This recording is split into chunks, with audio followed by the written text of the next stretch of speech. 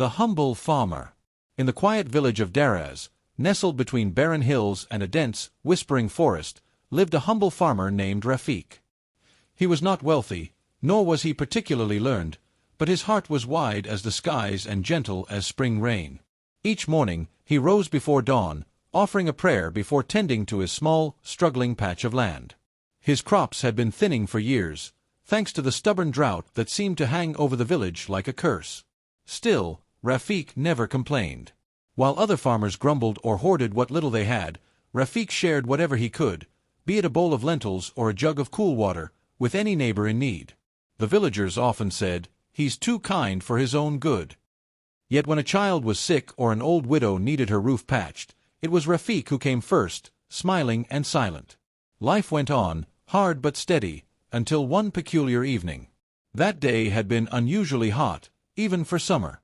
The ground had cracked like old clay and the crops wilted beneath the scorching sun. Rafiq had just finished burying the last of his dead tomato plants when he heard it, a sound that didn't belong. A voice. A cry. It was faint, almost like a whimper, carried on the wind from the edge of the forest. He paused, wiping sweat from his brow, and listened. The cry came again, desperate, pained, and definitely not human. Or was it? No one ventured into the forest willingly. It was old, older than the village itself, and steeped in stories, tales of Jinn, shapeshifters, and spirits who lured the curious never to return. But Rafiq had never been one to turn away from someone, or something, in need. Grabbing his walking stick and wrapping a wet cloth around his neck, he set off toward the trees. The sun dipped low behind the hills as he crossed the brittle grass and stepped beneath the forest's shadowy canopy. The air changed at once, cooler and thick with a scent of moss and something stranger, something metallic, like old blood. Rafiq walked carefully, eyes sharp, heart steady. He followed the sound until it led him to a small clearing where the forest floor dipped into a shallow, dry spring. And there, lying motionless beside a cracked stone basin, was a girl. She looked no older than 20, dressed in tattered silver fabric that shimmered faintly even in the fading light. Her wrists and ankles were bound by chains that glowed softly, etched with runes Rafiq couldn't read. Her dark hair was tangled around her face, and her lips trembled with every breath. For a moment, Rafiq stood frozen. Everything in him screamed to be cautious, to turn back, but then the girl's eyes fluttered open. They were unlike any eyes he'd seen, violet and shining, as if holding stars. "Please," she whispered, her voice barely audible. "Help me." "Who did this to you?" he asked softly, kneeling beside her. She looked at the chains and said only, "A curse. A sorcerer. I cannot break it myself." Rafiq examined the chains. They weren't made of any ordinary metal. He felt a strange heat when he brought his hand close. Still, he fetched a cloth from his satchel and wrapped it thickly around his fingers. With effort and care, he tried prying one of the links loose with his spade. As he touched the chain, it flared, hot and cold at once. But he didn't let go. The girl gasped, a sharp breath escaping her lips, and the runes flickered. Again and again, Rafiq struck the link, whispering prayers under his breath. Finally, with a loud snap, the chain cracked. Light surged from the metal and vanished into the soil. The girl cried out, then collapsed, her body free. Rafiq stepped back, stunned, as she pushed herself upright. The glow in her eyes intensified, and the silver threads of her dress wove themselves whole again. She looked at him, not with suspicion or fear, but wonder. "You are brave," she said. "And foolish." "I only did what was right," he replied. She stood slowly, the forest around them seeming to still in her presence. "My name is Laleen. I am not human, as you've likely guessed. I am Jinn." Rafiq blinked. He had heard the stories, but none ever ended with a Jinn calmly introducing themselves. "I owe you a debt," she continued, her voice now strong. "But beware, kind farmer. Acts of kindness in the unseen world come with unexpected ripples." Before he could respond, her form shimmered, blurred like smoke in the wind, and vanished. Only a pendant, warm and gold, lay where she had stood. Rafiq picked it up, heart racing, and turned toward home. The forest was quiet again, but something deep within him knew his life had changed forever. The Jinn in chains. The sun rose slowly over Daraaz, casting soft golden light across Rafiq's small fields.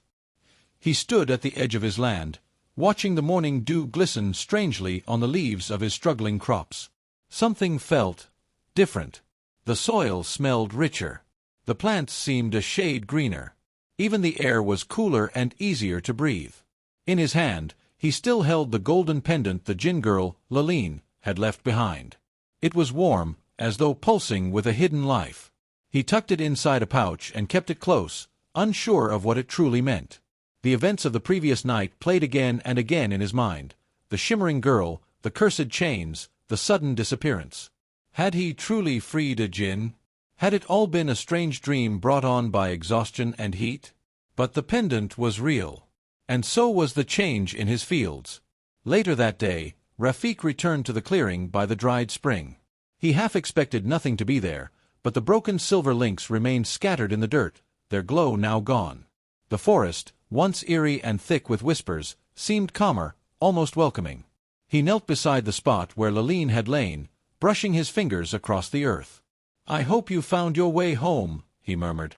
As if in response, a soft wind stirred the trees, and a voice echoed faintly through the leaves. "You returned." Rafiq stood at once. Laleen's form began to shimmer into view, transparent at first, then solidifying like moonlight poured into a vessel. She wore the same silver garment, now clean and regal, flowing like water. "You're real," he breathed. She smiled faintly. "Very much so." They stood in silence for a moment, the weight of their strange connection pressing between them. Laleen's gaze softened as she looked at him, not with the distant superiority one might expect from a being of magic, but with quiet curiosity. "You freed me," she said, "from a cruel enchantment laid by a wandering sorcerer.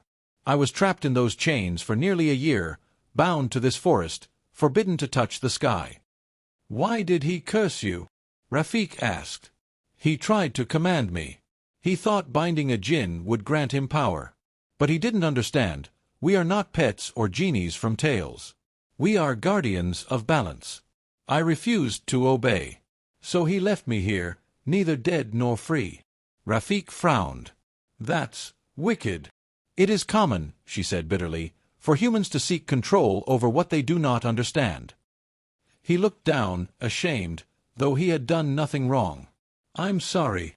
She tilted her head. "You are different, Rafiq.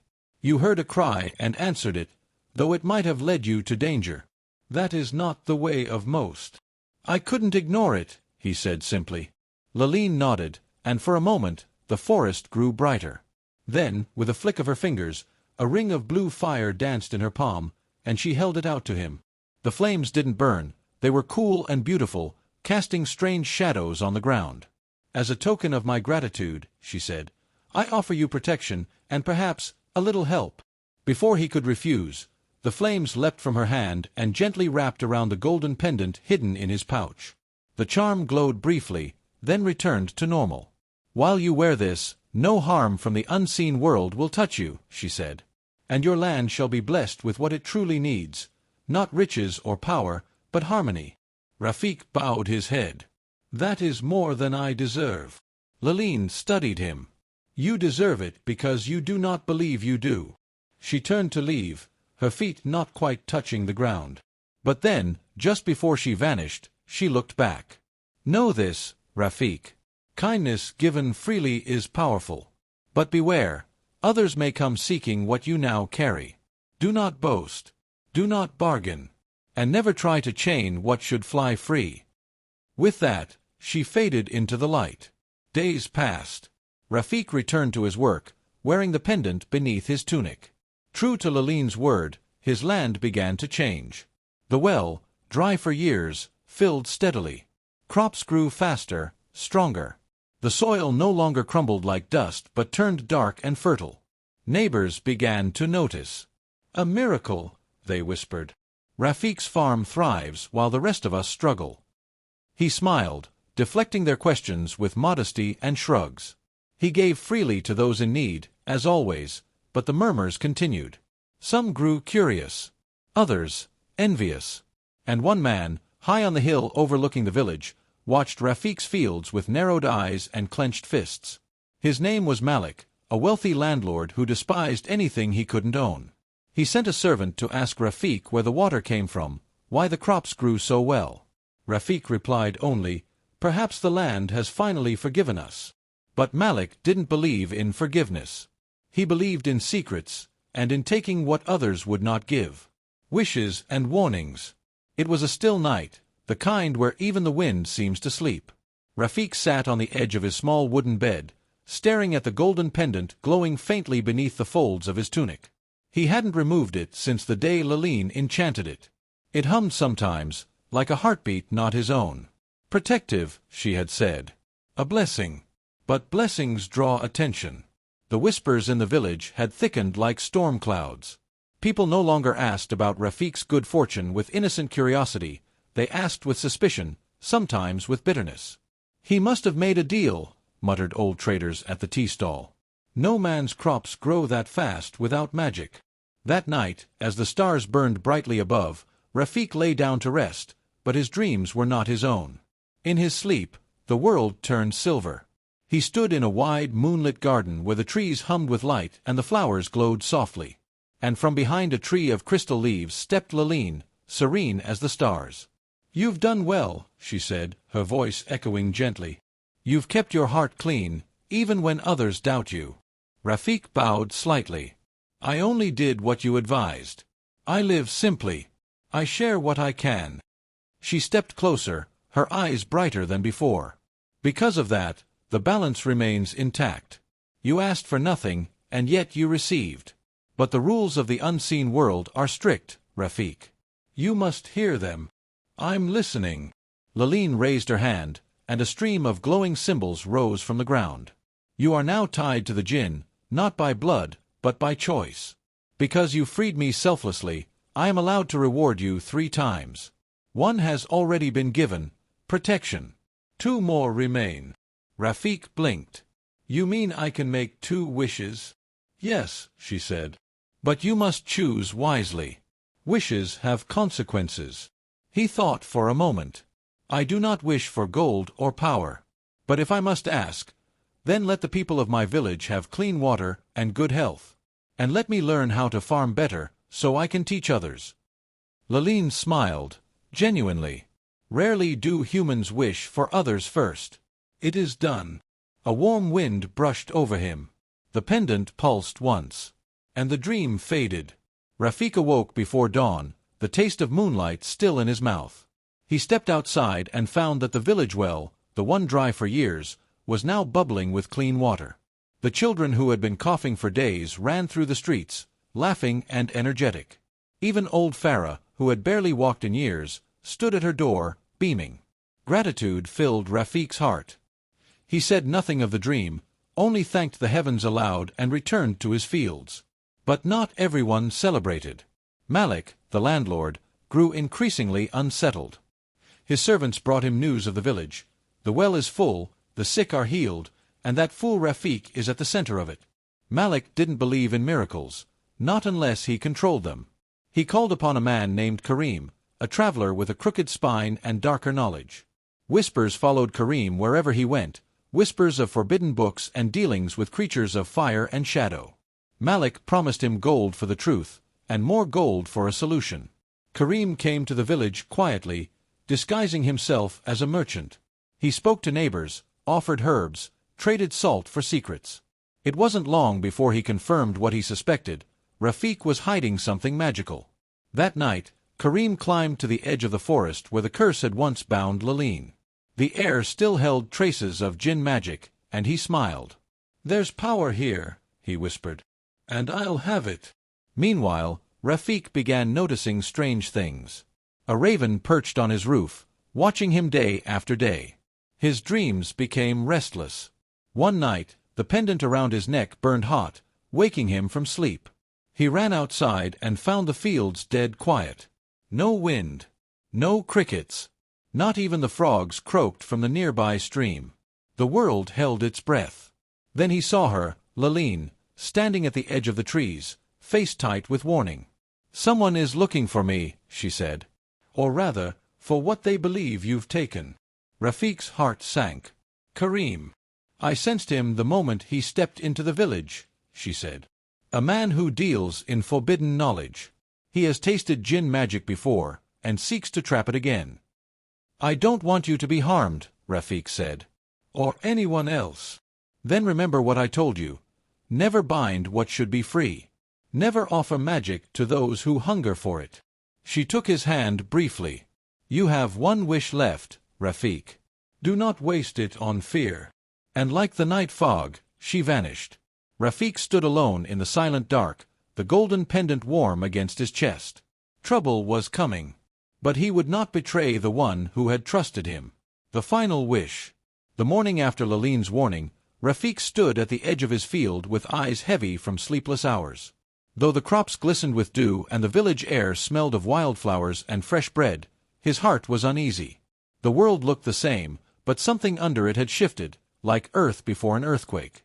He didn't need to ask if Karim had made his move. He could feel it. The golden pendant buzzed against his skin, warm and tense. The balance Lalene had spoken of was cracking. By midday, the rumors reached him. Rafiq has made a pact with the Jinn, someone whispered at the well. He carries magic on his chest, said another. Malik says it's dangerous. We should make him explain himself. Rafiq said nothing. He continued tending to the villagers who came to him for help. He taught a young boy how to plant onions with care. He offered seeds to a widow. He walked calmly, though fear sat on his shoulder like a crow. That evening, Malik arrived at Rafiq's door with a small crowd behind him, and Karim beside him, cloaked and sneering. Farmer, Malik called. You owe your neighbors the truth. Rafiq stepped out quietly.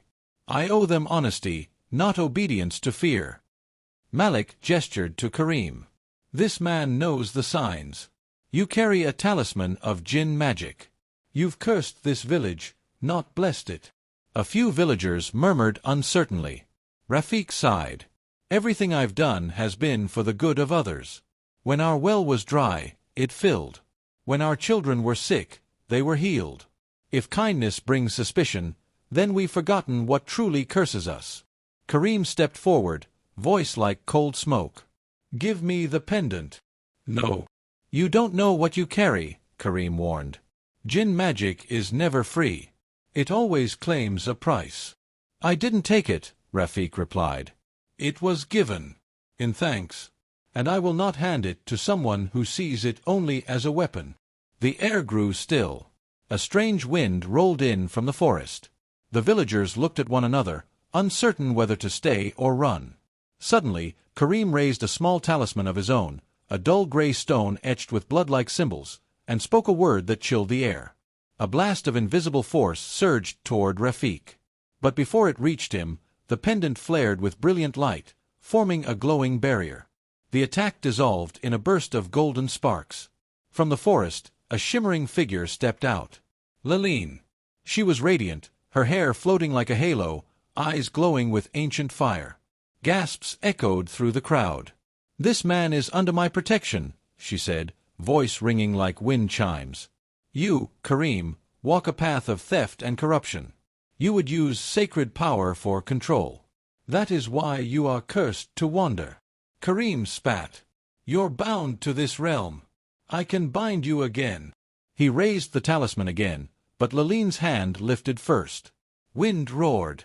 The stone shattered in his grasp, and Karim was flung backward, unconscious before he hit the ground. Malik backed away, trembling. I didn't know he would attack. You knew what you wanted, Rafiq said. To own what wasn't yours. Lalene turned to the villagers. You feared what you did not understand. But remember this, magic is not good or evil. The heart of the one who wields it decides that. There was silence. Then, quietly, one child stepped forward and said, But Rafiq never asked for anything. He just helped us. Others nodded. One by one, the crowd turned and walked away, some ashamed, some thoughtful. Malik slunk off into the night, head down. Rafiq stood alone with Lalene under the stars. You've used your blessings well, she said. And your heart has remained steady. He looked down at the pendant. One wish remains. Yes, she said. It is yours to use. He thought for a long time. "Then I wish this," he said finally. "Let this pendant lose its power, and return the balance. Let me be only a farmer again. Let my land grow or wither by my hand, not by enchantment." Laline looked at him with both sorrow and pride. A selfless man until the end. Very well. She raised her hand. The pendant glowed brightly, then dimmed forever. It felt suddenly cold against his skin. The magic was gone. "But what of you?" he asked. "I return to my realm," she said. "Free, thanks to you. But I will remember this place. And if ever the balance is threatened again, I will come." She stepped back into the darkness. And this time, she did not vanish in silence. The air sang with peace as she disappeared, like the final note of a song played well. Years passed. The crops did not always flourish, and some seasons were lean. But the people of Daraaz learned to help one another. The village prospered slowly, not through magic, but through unity. And Rafiq. He remained a farmer. A humble man, carrying no pendant, only memory. But sometimes, when the moon was high and the wind danced through the trees, he'd pause in his field and smile. For he knew that even in a world of unseen forces, the greatest magic was kindness.